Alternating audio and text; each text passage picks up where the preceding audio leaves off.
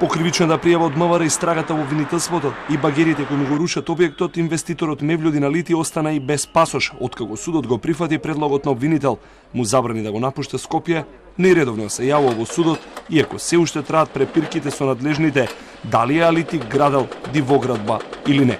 Станува збор за комунали, станува збор за надоместок за легализација. Градот Скопје во постапката на легализација на дивоизградени објекти партиципира на начин што кога општината тврди и утврдува во законски предвидена постапка дека постојат услови тој објект да се легализира, ние вршиме пресметката на надоместокот и поделбата на средствата.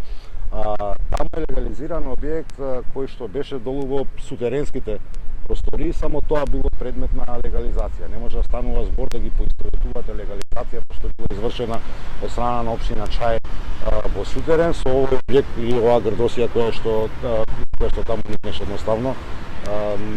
Да не се прави народски кажано да употребам се некој груб, се прави на пошо. Ова е одговорот на Шилегов на тврдењата на газдата на локалот Фонтана дека уредно му е легализиран објектот.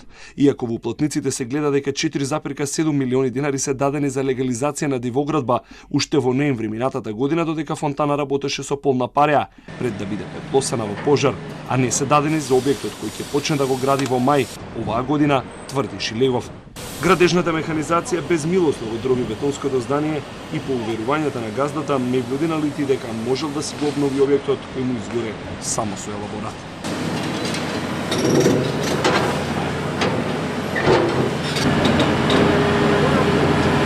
Наместо општински пари се трошат државни преку јавното предпријатие Македонија Пат, откако денес истече и третиот оглас без да се јави ниту една фирма уривач на дивоградби во Скопски Чаир. Ки има и четврт обид, потврдуваат за телма од кабинетот на градоначалникот Бисер Ганиев.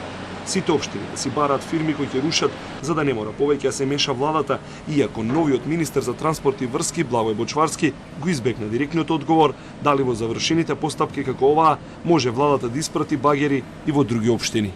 До сега општините не побарале ваква подршка од владата, но важно е дека треба сите овие вакви состојби да се надминуваат, бидејќи градоначалниците имаат сериозни овластувања во овој дел и треба секако да ги реализираат. Се работи за правда, за правичност. Случајот Мавровка сега е во раце на обвинителството кој од синок Мевлюдин Алити го сомничи за кривичното дело бесправно градење, иако случајот почнува со имотните листови, тема на која ќе истражува и транспорт и врски. Под легализиран деловен објект земјиштето не може да се легализира, односно да се приватизира, да се купи.